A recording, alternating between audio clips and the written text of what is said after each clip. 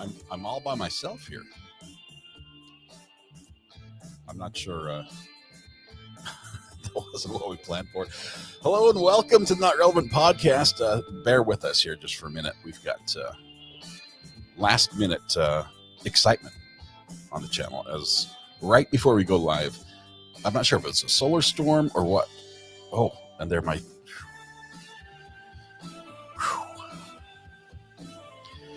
I think it's the solar storm. Or maybe it's StreamYard. I might need to have to kill one of our live streams. We're doing something different today. We're doing something a little bit different, and StreamYard has announced that we now are able to go vertical and traditional on our live stream at the same time. They did not tell us, however, that it would not work appropriately. Who's here? Thomas, you're back. No idea. Happy idea. Friday Eve. I can tell you, I think it's on my end. I might have to do the same thing you just did because when you left and I was playing the music, it was still happening in my headset. So you sound great, I think.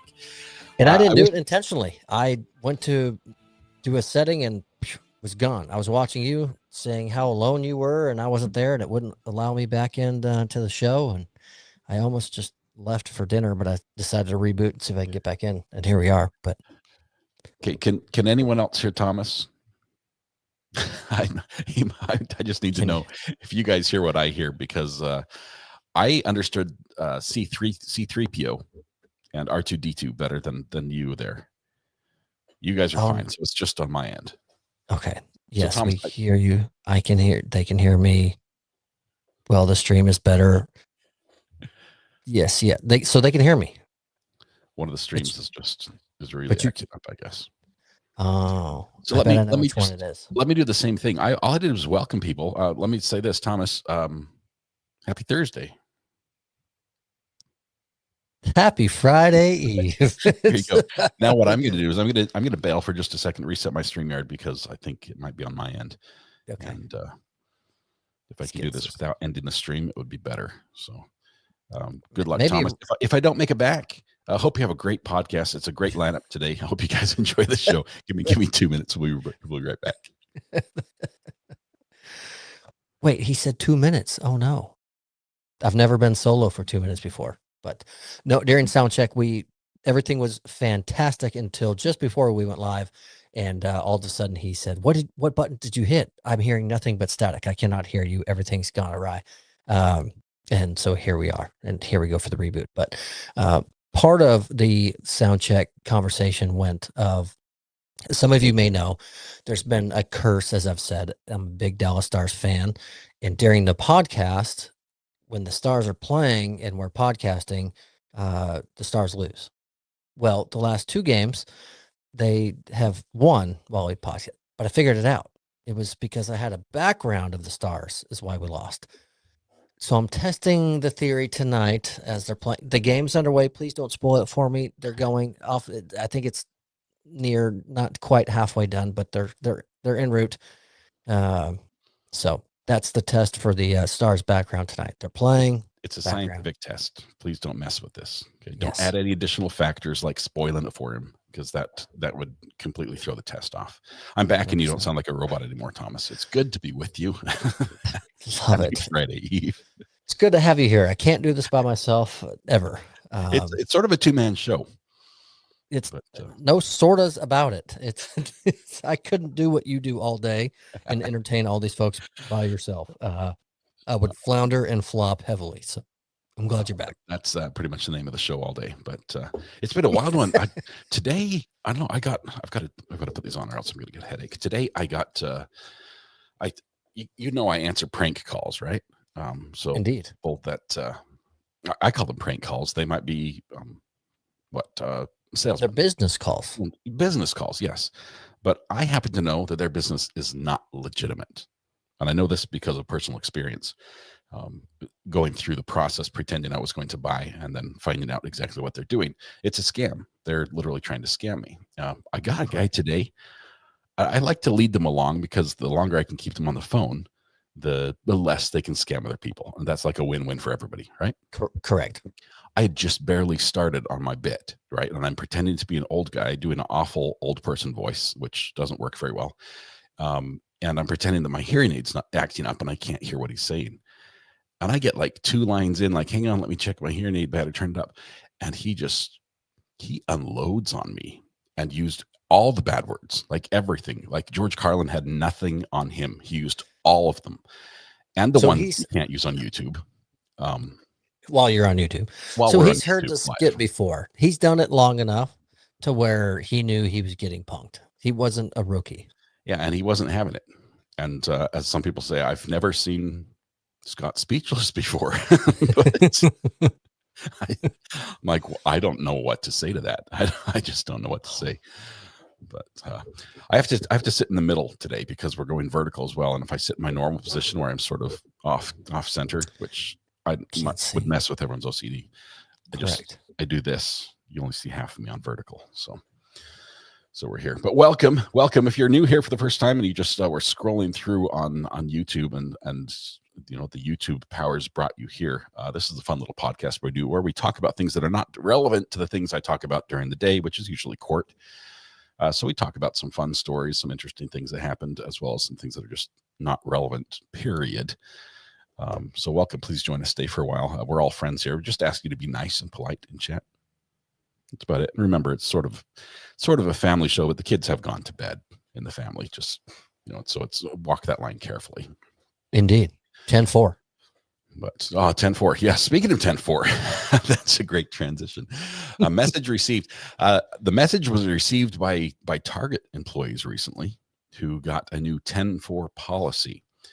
And this is one, honestly, I sort of want to test while wearing a hidden camera, because in an effort to make shopping at Target a better experience for all, and by all I mean all but the employees are now going to be required to put on a happy face if a customer is within 10 feet of them. You have to smile at the customer.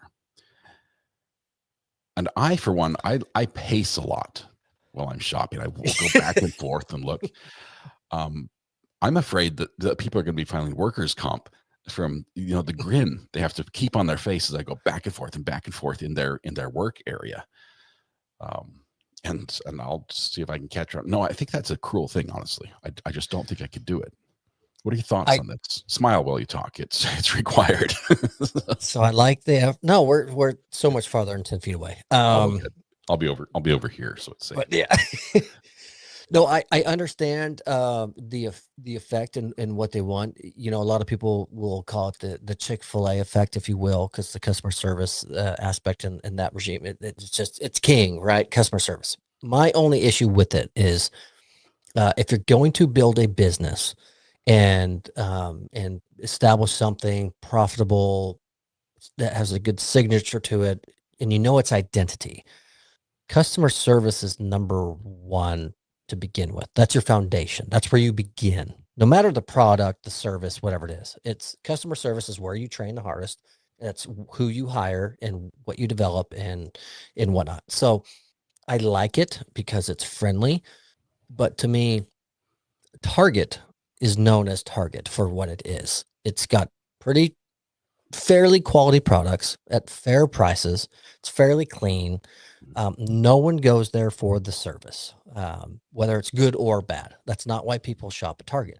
So when you try to implement it, I don't know how long they've been around, but midway through, let's just say, Greeners on point, nail it.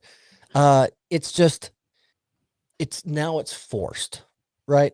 It's now every time the people who did it naturally when they were hired and provided good service and smiled at me, it was genuine and I enjoyed it. And thank you very much. And, go about my ways and do my shopping. Now, every single one of them smiling at me, I don't know if it's genuine or if they're smiling because they're being watched and they're going to get docked or they're going to get in trouble. So when you force customer service, once a business has been established, that makes it tough. It's not a bad idea, not a bad thought. There's no harm in, hey, let's spread some smiles. not everyone's going to even know this story or read this headline or know it. Certainly not watch this podcast. So, I people, imagine it's just going to happen. there are going to be some shoppers that walk into to Target and be like, "Why is everyone acting so creepy?" Like, hey, why is that big grin on their face every time I walk by? And then I walk away and it stops. I'm like, do I have a kick me sign on my back? What is causing this? Correct. Because I'm not used to that. I agree with you on the company culture. I believe a company culture has to be built at the foundational level and built up into the company. Bingo. It's like shifting from drive into reverse. If your company has not been going in that direction and you're established, parts are going to break when you institute this change. People are going to quit. Honestly, there's going to be a handful of people. It's like, look, the whatever it is, the $8, $9, $10 an hour that you're paying me is not enough to smile at all these people who just make my life a living, difficult. All day long throughout the Christmas season as I work the returns counter. It's just permanent grin because there's always people there. Yeah. But I don't know. That's if you see it and notice it in your Target, let us know. Drop us a line. And I'll say this as well. If you see somebody who pulls it off and makes it believable, thank him for it. Just like, hey, thanks for smiling. That really, it might be fake, but you sold it on me, and I fell for it. So thank you for that. It made my day a little brighter. As I believe, as I say every day, smile at someone, make their day a little bit better. When we end our show, Walmart took it to heart, Target took it to heart and stole our idea. So they did. But I will say this, I have never been to a Target where I didn't encounter an unhappy employee. If I ever stopped them to ask where something was, or I needed some help or anything, the service was fine. Can I say I noticed if they smiled at me, if I got within 10 feet? No, because I'm not staring intently at a staff member who's stocking a shelf and folding apparel or doing whatever that just got destroyed by a prior customer. I don't want to interrupt them because they're doing their job. So personally, I don't think I'll notice a difference until someone takes it to, I'm going to make this what our boss really wants it to be and be obnoxious about it. And they're going to come up to you and do a Halloween smile when you walk. Yeah, exactly. Like the Joker from Batman. Yes. Honestly, most of us probably don't even make eye contact with employees. They're just doing their job and we're here doing ours. Leave me alone. Yes. Unless I desperately need something. It's like, look, I came here to get this one item. It should be right here. Your app says there are 50 of them in the store. It's not here. Can you please get it from the back? I concur. But, I think I will go visit Target just to see what it's like. See what's happening. Now, also, the article doesn't list a date of when it's going to be implemented. So we're going to have to follow up on the story to see when before we go do a little secret shopping. But someone posted in chat that they're a Walmart shop, not Target. And I will say, for my former colleagues and other folks that know me well, Walmart has been it's my place. I'm on first name basis with a lot of the employees in my local Walmart. It's just, I go there literally every day except for Sunday. I go in. That's where I go. I like it. I like the people. It's got everything I need. But they're doing something now that is driving me up the wazoo that I cannot stand. They're allowing third-party companies to come in, set up camp inside the store, primarily internet and energy, electric services, and as well as, I believe, no, not cellular, cable as well, to stand there and as you walk by, go, hey, how are you today, sir? Can I ask you a quick question? What internet provider do you have? It's like Ned from Groundhog Day. That's what I'm envisioning when they jump out. It's terrible. And so you're trapped in a realm of, for me, not speaking for everyone, I don't want to be rude to this person who's trying to make a living, but I'm here to grocery shop or supply shop. It's Walmart, right? I did not come to Walmart for new internet or electricity. That's not why I'm here. And nor am I ever, even if I'm unhappy with my current providers, nor am I buying one from a guy wearing slacks and a shirt and a tie that don't fit at all, standing in a Walmart standing next to sell it to me. bags of Cheetos. Yeah, that's the guy you're looking for. Yeah. So I'm so perturbed by it. I'm here to do what I have to do and buy what I'm getting and get. I'm not in a hurry, but I have things on a checklist to go get and this, and I don't want to be approached. No one likes salesmen. No one, don't come knock on my door, You walk could in have my stopped right there. driveway. No one likes salesmen. I I've could. been You're right. mostly accurate. I think there's a place for salesmen, right? There's a place where I really appreciate an informed salesman that can answer questions and listens to what my problem is. Because if he can solve my problem, that's a sale right there. I've got a problem. He's got something to solve it. That's where we can connect and you can make a little commission. But just fair. So Valerie, I need to write this down. I typically say, sorry, I don't want to waste your time. I'm not interested.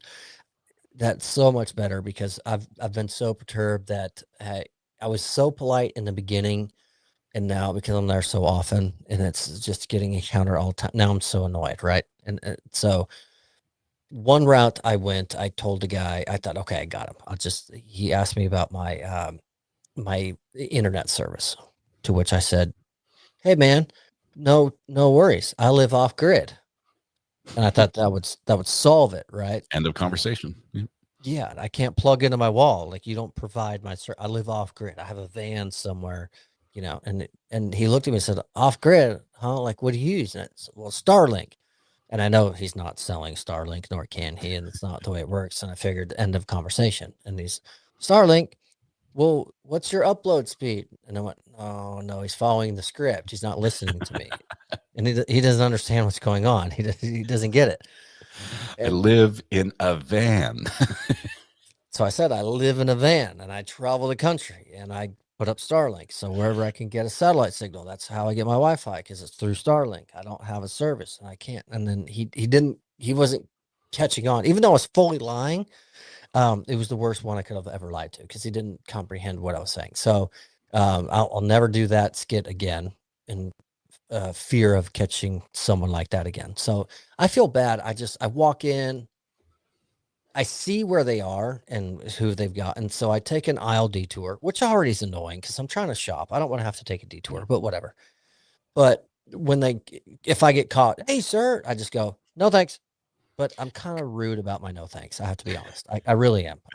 It's a blunt no thanks. It's very ingenuine. I should just say no instead of no thanks, because the thanks is written off. But I feel bad. It's someone trying to make a living, do their job. Yeah. My last point of this that really gets me is when I see them in the aisle and where it's who they've got captive, right? Who they're pitching their sales pitch. It's always the elderly who, and I'm not knocking the elderly, but we've all seen scams and things, and that's where things get targeted because they're not up to speed with certain aspects of life, right? And I see them, well, let me look at your phone and look at your account with you and for you. And they think it's being so genuine. And I'm like, no. And I want to go up there and go, hey, ma'am, stop. Don't buy your internet. He's the bad guy. Yeah. Be careful, be cautious. But you don't want Walmart internet. That's the moral of the story. I don't want the guy selling internet in Walmart that his tie goes down to his ankles, and I'm not doing it. I can't. And I just want to shop. I just want to get my stuff and get out. You tell the story of the story about the lie about living in a van and off grid and everything. I got caught in a similar situation once on the phone. I take prank calls. I answer the phone, but at the same time, I like to give them a hard time. And I got a call from a number which was very similar to these prank callers who always spoof different numbers. So it could be from anyone. Sometimes it'll say like, whatever hospital, United Health Hospital or something. It could be anybody, but it's still a scammer. So I'm thinking I've got the scammer. And so I answer the phone and I do the highest, squeakiest voice I can. I'm like, hello, like really high. And, I don't have a high voice. And I'm like, hi, how can I help you? I'm trying to do the Kermit the Frog impersonation and sucking at it. And it's the 401k company that I called that I'm trying to straighten up. Back before we moved, it's still, and we're in another state. And hi, I'm returning your call. And now I've sold the bit, right? and I can't change. You can't go, oh, my bad. I can't go, oh, sorry, excuse me, sir. Sorry. This is actually here, kid, give me my phone. No, Right. I have to continue the whole call with the high squeaky voice because I know I only have to talk to him one time. And it's just like, it's killing me. I mean, I can barely squeeze out a sentence, and he's all being polite, thinking this guy just must have some vocal problems. And I was like, Fair. next time I'll make sure it's a scammer before I begin my bit. But, Need confirmation. Yes. Sir, is this official business or are you scamming before I start on what I'm doing? Because I've got a good one for you, but I don't want to waste this on a real person. Yeah. I love it. While we're on this tangent, before we hop into stories, I want to go ahead and segue into what I told you during sound check of there's a segment I want to do, but not tell you about. So that way it's more heads up. Something's coming. You don't know what it is. Bingo. That's what I told Scott. I said, we're all on the same page, guys. Nobody knows what Thomas is about to do, but I trust him for now. It's not a gotcha. It's not putting you on the spot. I just didn't want to give him the heads up to where he had time to think about it and kind of prepare and then get ready to divulge on some things with some prior thoughts. Organic conversation to me it's better. It's cooler. It's authentic and where it goes. And so where I want to go with this segment is whether we do 1, 2, or 3 a piece, doesn't really matter. We can kind of cap it, but it's a hill you would die on. Ooh. And for those watching, I know most of you already know, but if there's a few out there that don't know, a hill that you would die on is basically an opinion you have of something. Doesn't matter the category, the industry, whatever it is. It's an opinion you have that you would literally take to your grave before you would ever agree to disagree, because you just believe so heavily in that and how said thing should be. And the reason I bring it up is being on Facebook a little bit. I took, 6, 7 years off of Facebook, and I jumped back on, I think when you started your channel, so I could join Mod Chat, to be honest. But sorry about that. So yeah, thanks a million. Oh yeah. But so I got on it, and there is a lot of good pages on there. There's some motorcycle specific pages, even for your specific make, model, whatever, and people exchange thoughts and ideas and prices of parts and what have you. But then along with that comes the junk that gets thrown at you, right? One of which I found a page, and it says, "This is a hill I will die on." And some people will post something that I think is okay. I can understand. I might not agree with it, but it sounds like a legitimate hill, right? Yeah. And then there's a lot of trolls.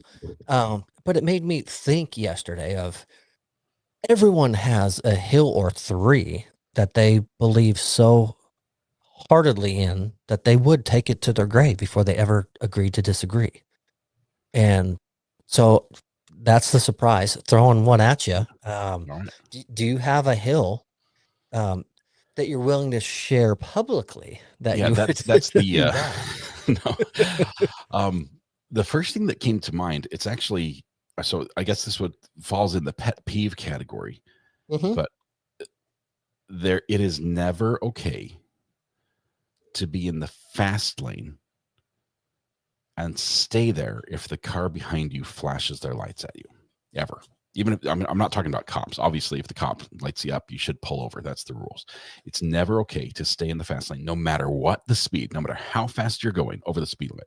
It's never okay to stay in the fast lane if somebody flashes lights at you. Agreed. And depending where you are in the country or the world, the far left lane, some call the passing lane, some call the fast lane, some call it's the number 1 lane in law enforcement. But I wonder where they write all the good tickets. Yes. I fully agree with that hill. I will lie on that hill with you. I read last year, the year before, I believe the state of California was one of the first to implement a ticketing system. If you are in the left or passing lane impeding traffic, it's a ticketable offense. I experience it in my town daily. I did this morning, taking my dog to the groomer. It's on the highway, and there was a vehicle going 59 in a 60 in the left-hand lane, to which I had to go to the right lane to make my pass. And then there's traffic merging onto the highway. And so now I got to, so it can be dangerous if you're going too slow in that lane. And so I will climb that hill with you. Absolutely. Excellent. 100%. I appreciate you joining me on the right side of that discussion. What's yours? The There's proper right side and of wrong on that one. That's it. yeah, there's only one. Yes, it's not an opinion. That's just a right and wrong on that one. Mine is it actually happened this morning to a friend of mine. He shared an experience, but I will die on the hill of um, constantly being late and tardy for appointments or meeting friends for dinner or this, that, the other is a complete disrespect for other people's times, and it's not funny. It's not. It becomes, haha, I'm known to be the late one, and everyone knows that, and it's silly. No, it's a complete and utter disrespect for others people's time. There, people leave work early, or have to pay for daycare, or reschedule certain things, or they're there on time, but they have to be home at a certain time to be somewhere for something. So to me, it's a disrespect, and it's a complete disregard for other people. And you're missing the boat if you think it's funny and you can't acknowledge that. There's some cultural differences that come into play. I'd love to hear it. I can't claim them as my own, but I've heard that like Hawaii time is just island time. It's like a vague idea, right? Like island time. Yes, island 100%. time. Life is just different there. It's a different pace of life. So I can accept that, but I agree. Without sharing too many details, we had an appointment this week where someone was late to the appointment. It wasn't us, and it is. It's inconsiderate. Doctors, I don't agree though. They're always late. If you are late for them, it's a problem. If they're late for you, deal with it and suck it up. Correct. So it actually sparked part of my thought was this morning, a good at pickleball, a good friend of mine and his wife, they play every morning with us. She just had an MRI done the other day. So they left pickleball early today to go to the MRI reading. And so they had to cut it short after 2 games. Off they went. They're gone, had to go. And the rest of us continued to play on and do our thing and have fun. And now we're packing up, leaving, and they come walking back up to the courts. And we're thinking, well, that's fast. What the heck? Hey, everyone's curious and concerned. How'd your MRI reading go? How's everything? How she injured her hip, so everyone's kind of curious. Oh, we don't know. We got there and we sat there for 45 minutes after we checked in, and they never came out. So I walked up, and this is his words. I walked up and said, we're leaving. And the gal at the desk, well, she could be out any minute to come talk to you about it. And he said, well, we won't be here when she does. Thank you very much. And he left. Yep. Because he left and they're older folks, and their morning routine is very, very special to them. It's their time together and how they do things, and they really enjoy their time. And so they left early from their recreational fun time and their exercise. And then they sat for 45 minutes and waited. And then they, from there, drove back and waited. And now we were leaving. And so now they had no one else to participate in their recreational time because their time was not valued in their mind. I don't know. The doctor could have been caught up because maybe the prior patient was late, right? So the doctor's trying to hurry and do their best. No one knows whose fault it is. But in his mind, you just wasted so much of my time. I'm leaving. I'm not sitting here any longer. Goodbye. So he walked out. But don't blame him. Don't blame him. I don't at all. I laughed, and that's his MO.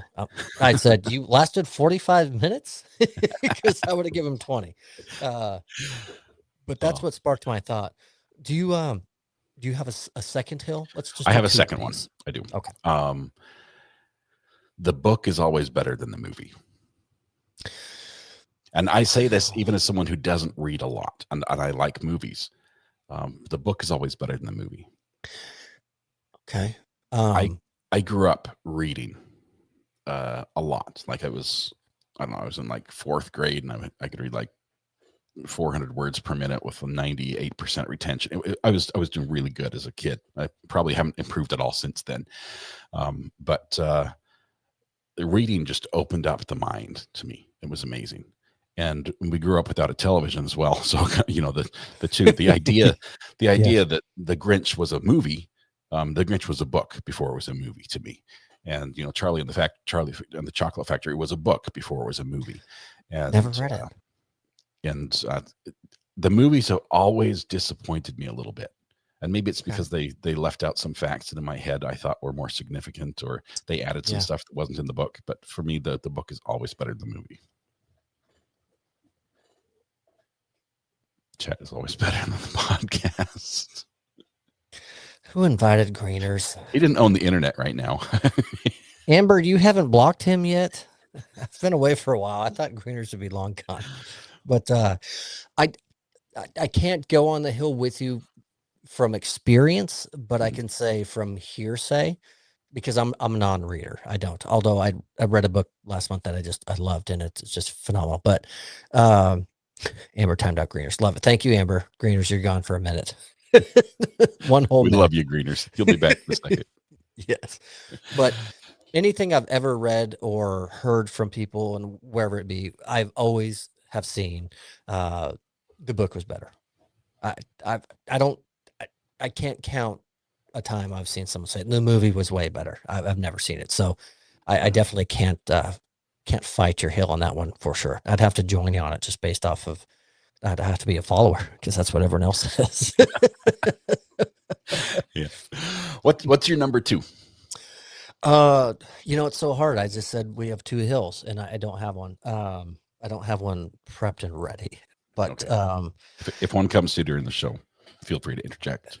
No, if I've got just a second, I can come up with a number 2 hill. I have a lot of hills. I just have to think what's appropriate for the show. But I think my biggest one, I don't know if this is a hill because I think it's kind of a cheesy one out. Let's go on with the show. Let it pop into my head and we'll go there because the one I want to spit out doesn't work. So we said this show is a little bit different. Change is coming is what we titled it, or change. I forget what we called it. Something about change, and that's for 2 reasons actually. Number 1 is that we are for the first time live streaming in vertical format as well as this traditional format. So some of you might find us as you're doom scrolling. Stay a while. It's a lot of fun.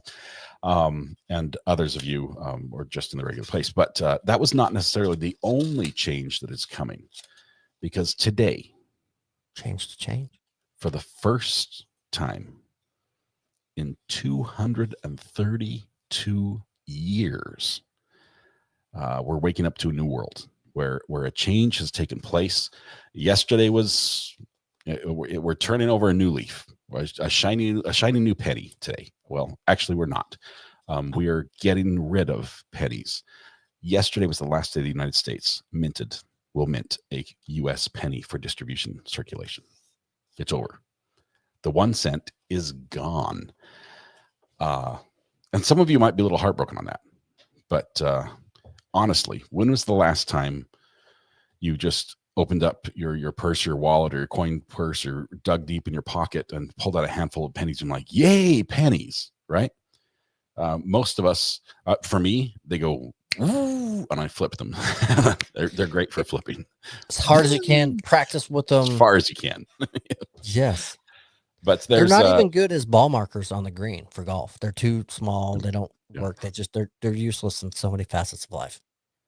Yeah. It's don't worry that we're going to have pennies for many years to come. There are 300 billion of them in circulation. This billion with the B.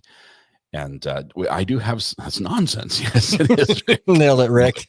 Love it. Perfect. The reason why the U.S. Mint made this, or the government made this decision, is because there used to be a saying that everyone was able to say, find a penny, pick it up all the day, you'll have good luck, right?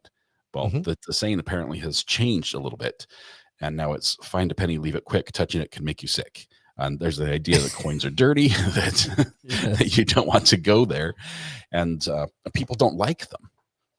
Oftentimes there are people who will leave the pennies in the coin machine when it spits out the change and just grab the silver. It's just, nobody has room in their life for the penny. And so the U.S. government stopped. But that wasn't the only reason. It costs almost 4 cents for each penny the U.S. government was making. Talk about efficiency. Oh boy.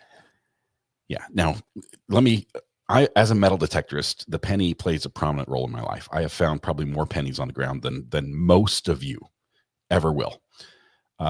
So I've turned in $600 worth of coins, most of them being pennies, from metal detecting in a single year. And so I know a little bit about pennies. Back before 1981, the penny was made out of 95% copper. The rest was like zinc or something. Those copper pennies were valuable. As a matter of fact, they still are. They're worth almost 3.5 cents in what's called a melt value. Correct. Up until 1981, they switched it, and now the penny's worth less than a penny in melt value, but they still cost a lot to make. But if you just were to go around and gather up all the pre-1981 pennies you can find and melt them down, you could literally make money by destroying money, which is against the law. Before, I'm not giving you a get rich quick scheme. Federal offense. The fine is $10,000 and 5 years in jail, which by the math, the way I worked it out, you would need to melt down $3,003 worth of pennies just to pay the fine. So anything above that is profit, and you'd have 5 years in prison to think about how you're going to spend it. So if that works out for you, you can go ahead and do that. But it's also not legal to export them to another country to have them melt them down. Like, you can't ship them to China for melt value. They're doing what they're doing, and they're doing it well. Or in their minds. Stores round down. Some are rounding down and up. Depends where your total falls. They have announced. I believe McDonald's was one of the first that went public, I believe, of rounding down and or up, depending where the total of your transaction falls. I can't speak to the rest on what I've read, but there is going to be rounding, and it has already started. Absolutely. So 3 and 7 cents goes up, 1 and 2 cents goes down, right? Yep, exactly. Basic math. Now they'll adjust the prices to make sure they end up at 7 or that 3. Everything's going. It's all profit. It goes to the bottom line. 100%. But are you going to miss the penny? Nope. There's a reason when you go into a gas station, in whatever, there's take a penny, leave a penny tray, and most people leave a penny. And how many people take a penny and truly need it? I mean, that happens. But over time, I've learned when it comes into, oh man, it's 2 cents is going to make them break my dollar. The cashier grabs those first, so yes. They don't have to do the work. They're not doing me a favor. They're saying, oh gosh, I don't want to math. I just want to give you rather not count out 97 cents. Let me grab 3 pennies real quick. Correct. So take a penny was for the person that might have been short and you're doing something good, and it morphed into the cashier doesn't want to do math. And so they just off they go. And I've seen my local gas station that I frequent. I buy a lot of water and Gatorade on a daily basis after pickleball on my way home, things like that. And it could be like 12.24. And I pull out 12 and he goes, 12 is fine. Thanks so much. Have a good day. I mean, all the time. Am I going to miss the penny? Absolutely not. I haven't even thought about them forever. Am I going to coins in general? No. I have a little like satchel in the center console of my car.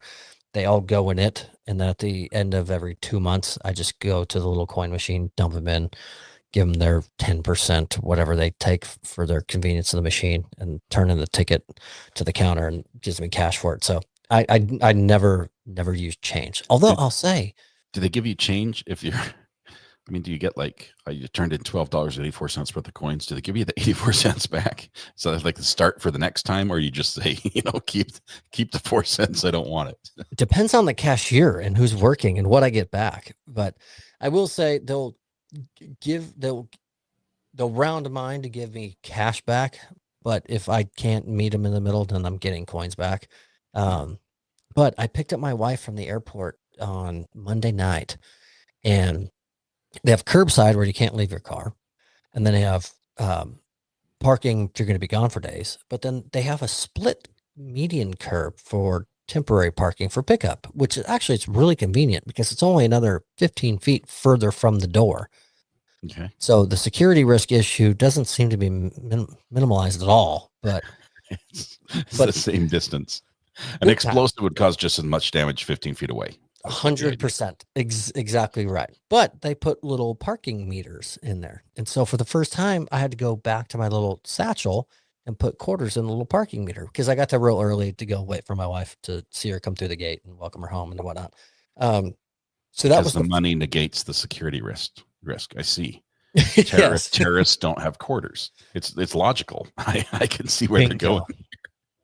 And there's no law enforcement there at 8:00 at night because it's a 2-terminal airport in our town. So it's vacant. There's only one staff member sitting in there, and she unlocks the one door so they can come on out. But anyways, when I did that, I reached in my little bag and got my coin, and I went, "Oh my gosh, it's the first time I've used coins in I don't know how long." And I'm glad they're in my car. Otherwise, I'd have to drive all the way around and park in main parking, which is $1 an hour, and it's another 10 feet to the other side of the curb. It's just not worth it. It's not worth it. Grass is green enough brings up a point. Those penny pressing machines cost 50 to 75 cents just to ruin your penny. This is funny. I went to the North Carolina Aquarium, and it's amazing, right? You're walking through the aquarium, you're seeing sharks and stingray. You get to hold stingrays and petting what is it, a sea sponge or whatever it was. There's all sorts of stuff to do there. Yes. And at the very end, you've got obviously the gift shop, which is overpriced, and then you've got this machine that makes these cool coins and like a little collection. And I show up, I'm like, I've got a pocket full of money. And I pull it out, and it's all silver because I get rid of my pennies. I'm like, we could do, each one of my kids could get each one of the designs here. I've got enough quarters for that because I'm just loaded, like I just hit jackpot of the slot machine, but no pennies to put in. And I think those machines in the future, they should come preloaded with pennies, and you should be able to select, I'd like a shiny penny or an old penny, copper or shiny. And you select that and just swipe your card. Yes. Let it roll. That's the one that they press them out, right? And turn your penny into a little football, right? Yeah. Football shape. Great stuff. And apparently they can do that because even though it's defacing currency, it's but we okay. Can't. How can they do it, but we can't? Yeah. I was told that when I tear a little money strip out of the $20 bill, so you can pull it out, little foil that says 20 on it, that's actually a felony, or allegedly when I did that. But they can smash a penny to smithereens, and it's all good. And charge for it. Yes. They're making a profit to deface money. Okay. I remember those as a kid going to the Grand Canyon or whatever other places that my parents took me to. I remember seeing those and thinking how cool it is and always doing it. I don't know where they are to this date, but I remember putting coins in those and getting them back and thought, how neat, how unique. You have to be there, to get them. Thought it was awesome. Now I want my money back, and I want to put them all in jail. Maybe here's a business idea: put them online. Just go press like 1 million of them and put them on sale on eBay. So all the people are like, "Oh, I wish I had a penny when I was there." You can buy one. He's like, "But it's going to cost you $1. Cost me 50 cents to make. It's going to cost you $1 plus shipping and handling." Black market defaced currency sounds safe. It's legit. Sounds safe. I think I'll pass on my LLC license for that one for today. I might think on it. Run it past a lawyer before you proceed with this, before you invest. You mentioned this. Yes, a couple. And maybe a police officer. You mentioned this morning that you took your dog to the groomer. Did. How do you? Is it like just comb and a brush, shampoo, haircut? What? Tell me a little more about that. Speaking of hills to die on. Okay. She doesn't watch the show. I'm glad it happened organically. Said groomer is mobile. Okay. Convenient. Has groomed my in-laws' dogs for the past 15 plus years. So morphed into taking over our pets. And as the people that know the show know, I've got a zoo in my household. 5 dogs, 2 cats, and a bird.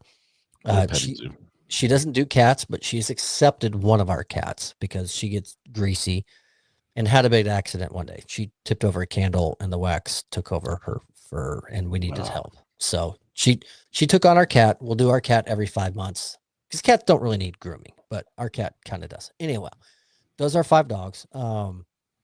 Get a notice one day that she built a she shed in her backyard. Okay. No more mobile, brick and mortar at her house.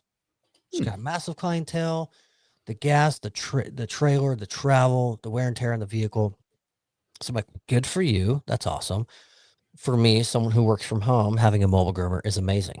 She's going to be here at noon, grab the dog, walk out the front door. I can see out my window as I spy in my neighborhood every day that everyone knows, see the groom. Took the dog to the first appointment to the she shed, which our town is not large. It's large enough to where she lives opposite of us. It's a drive to take said animals. The first invoice after the visiting the she shed I received, and the prices went up. It's a convenience fee. To pay. It's a convenience fee. It's convenient for her to charge you more. The price of the she shed got worked in to the invoicing, but now it's an inconvenience fee because now I'm loading my animal like everyone else. Poor me, right? Boo-hoo. I got to drive my dog to the groom. But you were in my driveway and it would cost, I'm going to make up a number, right? This is not accurate. I'm just going to say it. It cost $100 for these 2 dogs. Good round number. Now I drive 45 minutes round trip and it cost me $145 to have my dogs groomed. You can't do so I told my wife, I said, because we're a blended family, right? I brought my dog in, got her others, and I said, I'm taking Joey, my dog, to Petco. Just buzz him. I don't care, for $50. You take the rest. I lost that argument because she's been part of the family and grooming forever, and I didn't fight it. But so that that one still stings to this day. Man. I'm excited for your groomer. Obviously, she's moving up in the business, right? Doing great. She's established, putting down roots, so to speak. And honestly, if they keep paying, it's hard to argue with her pricing model. Well, 5 dogs in this household, I'm pretty sure we pay her dadgum mortgage, so I don't blame her at all. She's making a killing. Good on her. She found a couple suckers over here. But I will say, she's tremendous. She's really good. She loves the animals like they're her own kids. Even if she will doctor them on little areas if she sees it, if she finds an odd spot that she hadn't noticed after the last cut, she'll inform us and say, hey, maybe get this checked. A lot of her clients, I saw when I dropped off our dog today, she had this big giant labradoodle, I think is what it looked like. I don't really know, but and it was a beautiful dog, and she's getting started on him. And he's 11 now, and I had him when he was 5 months, and so I've grown up with this baby. That's all of her clients because she cares so much. All the animals know her.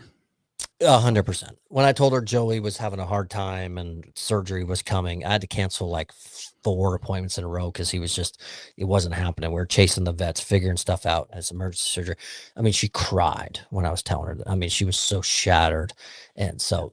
It's worth it when someone loves your fur babies as much as you do versus dropping them off at someone at Petco who, it's just another one, just off they go. But, yep, I really called it. I vetoed.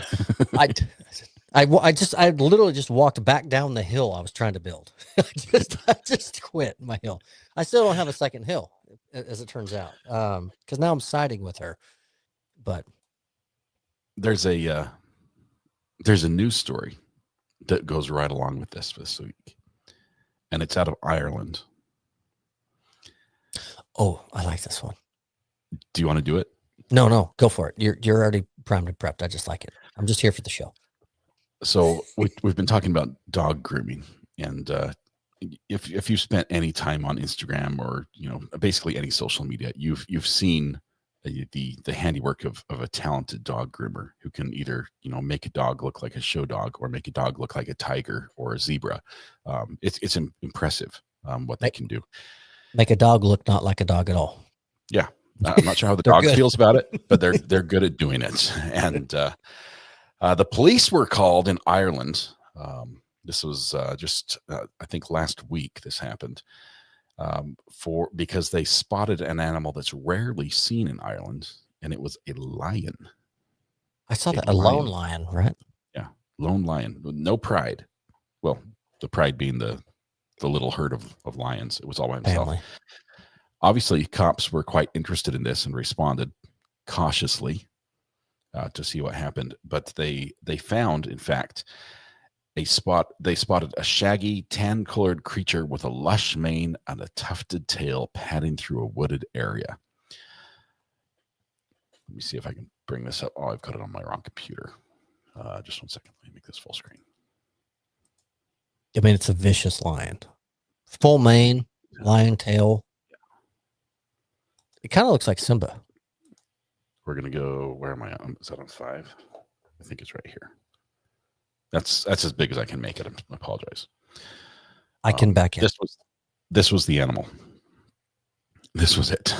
And a groomer has literally shaved this dog to look like a lion, and did a good job doing so. And it was enough to fool the police into responding. Police launched an investigation into sightings of lion-like creature that would be found to be a Newfoundland dog. All intents and purposes, the creature looked like a lion from a distance. That does not. I mean, when you tell me, hey, it's got its haircut to look like a lion, I go, yeah. But if I saw that 5 houses down my street, I'd think there's like a rabid coyote that's been chewed up down the road. I wouldn't think that's a lion. Mangy little. Yeah. Yes, that's what I'd say. I guess in Ireland they don't see many lions. So I don't see many lions in Wichita Falls, Texas either. I'm not going to say that looks like one. This particular lion is actually named Mouse and is a very friendly dog. So there was never any concern about safety, even though a few people were a little rattled by it. But it's not normal to shave that type of dog, typically. No. And that's funny. Someone had fun with it, and it worked to a degree. But hopefully the dog is going to be kept in a warm place, because they need that from their warmth. And Ireland in the winter, it can get chilly, get pretty chilly. Yes. So have that in mind. But a great story for lion spotters in Ireland. There's hope yet. Just keep your eyes peeled. I love it. I read I don't have the context, so I can't. I can go off of memory. Mm-hmm. I want to share a feel-good story that I heard it yesterday morning. Sure. I didn't pull it up, and I don't know why it just sparked me, but I don't have another hill to die on or bad opinion, but I want to shed some positive light. It was a law enforcement officer. I don't remember what state, but he was patrolling a neighborhood. And as he was patrolling, he looked over and he saw essentially a golf cart, right, that had gone into a neighborhood pond behind some homes and was maybe half submerged-ish, if you will. So a quick Yui turns around, says, well, that's got to be an issue. Maybe someone needs help pulling it out. Maybe it's a fresh accident. I don't know.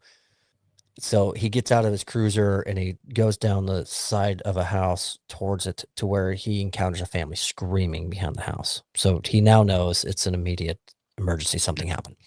And so he starts running down, and then he sees there's children inside the golf cart. And luckily enough, a couple of the children are above water with their heads, but their bodies are submerged. And it's not an atypical golf cart. This one happened to have seatbelts, which is great for safety in certain reasons. In this situation, scary, terrifying. Yeah. So he jumps in, and he's trying to get them out, and he gets released, out they go. And I think there was a mother and a father and grandparents there as well. And so gets the one child. The next trying to get, and she's above water but sloshing in water, a little bit panic mode. It's terrifying, frightening. Yeah. And because of the pressure, it's trying to release seatbelt, can't do it. And so he immediately grabs his pocket knife, starts cutting on it, and as he cuts and frees her out, she screams, "My little brother's under me." And so he gets her out and grabs down below, and sure enough, there's a young kid down there, younger. I don't remember the age, but very young, 6 to 8 in that realm. So goes and pulls on him to only find out seatbelts got him underneath, but he's fully submerged. So pocket knife again, gets down there, gets the seatbelt off, yanks up the kid, but he's lifeless. He's succumbed to what's happened. So CPR immediately. Right. Within 20 seconds, he gets the young lad to regurgitate a little bit of the pond water, comes to, but then goes back out.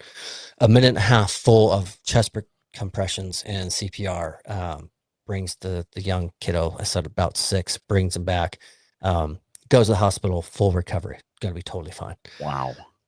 So it was just a general patrol in a cul-de-sac and sees, and the officer just dives in, goes to rescue. That is awesome. He deserves an award. He does. It gave me chills listening to the story and how it was told and who told it. They told it 10 times better than I did. There was much more detail involved in it.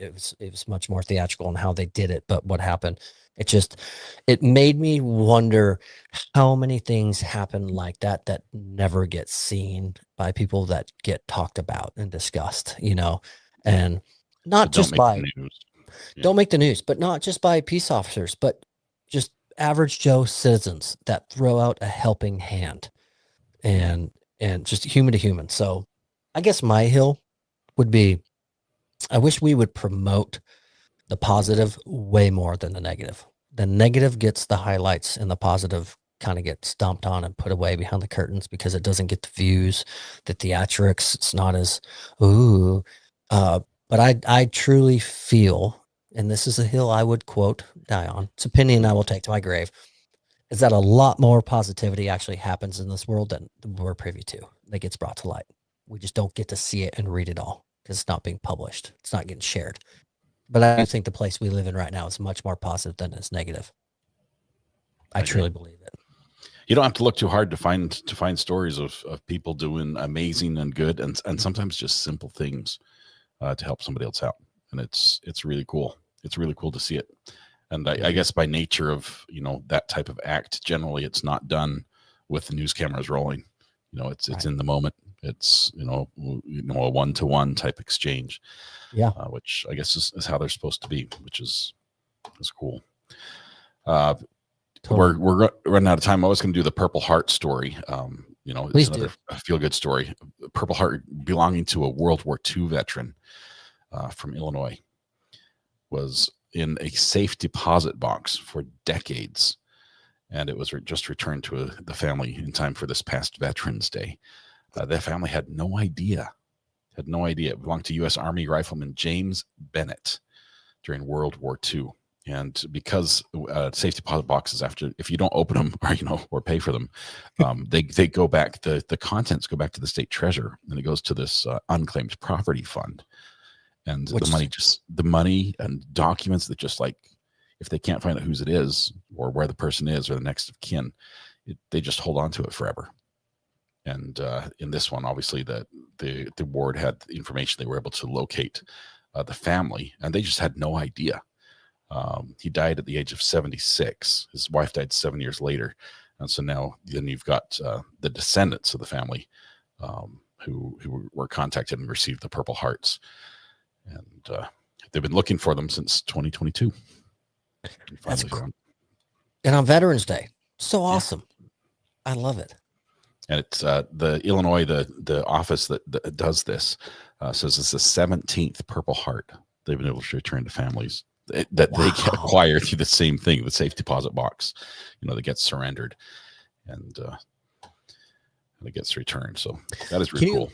Can you imagine honoring and paying tribute and mourning a loved one that might have deceased for many years ago on the Veterans Day holiday, or even one that's still alive, right? But always trying to do something special. And then you get news of, hey, they actually earned a Purple Heart, so-and-so, and we have it for you. And then we'd like to deliver it. Yes, amazing. That's incredible. I love it. I love a good feel-good story, especially. So from the officer who deserves an award to the family who received an award for someone else's hard work. Do you know what type of award dentists get? Little plaque. You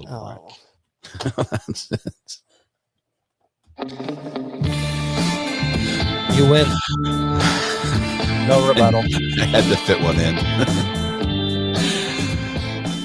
All right, you guys, it has been a lot of fun. Thanks for joining us on this Podcast Thursday. Crown. Oh, there's another one. That's That a would work good as one. well. Oh, that's I so thought good. a little plaque was. I guess there are a couple answers to that work really well. There are. Little plaque's really good, especially when you said a little plaque. I will say this, Thomas, your message about doing good has resonated as it normally does, and you've done this a couple times. It's inspired me. I'm going to look for somebody who's doing that and recognize them personally for that. Not on the show, not anything live, but if I see that, I'm gonna make sure I call it out and thank them for making the world a little bit better. Just one tiny action at a time, whatever it may be. And obviously, if I get the opportunity, I hope that I'll try to be that person. So I'll watch for opportunities this week. You're going to highlight the good in life, and you're going to make someone's day just a little bit better. Maybe just by smiling at them. So, like the Target employees do. So I might do it at Target. You never know. Sounds like fun. Thank you very much for being here. Thomas, thank you very much for putting this together. Thanks all of you for joining us on the podcast. It's been a blast. Thank you, Scott. Thanks for everyone that's watching. Greener says, I'm waiting for your thank you. Greener's a sincere thank you. The comedic relief you bring to the channel day in and day out during severe, heavy, awful trials, and your wit, you're funny. It's unbelievable. You know it. Everyone knows it. You are a staple to this channel, and we do appreciate you. So, Greeners, that's the thank you that you deserve. Don't ever say we didn't give you something. And now you're timed out. Thank you, everyone else, for being a part of the show and having so much fun. We do appreciate you. Scott and I have so much fun every Thursday night. We look forward to it. Wouldn't be here without you. We would never pre-record it. We have to do it live. So Yep. You guys are here and chat with us. So we thank you so much for making our night as well. Yeah. If you did like the stream, once this ends, see if you can find the hype button. Click it. Maybe somebody else can find it. They can enjoy it as well. You guys have a great night. Thomas, thank you very much. We'll see you. Thanks, Scott. Bye.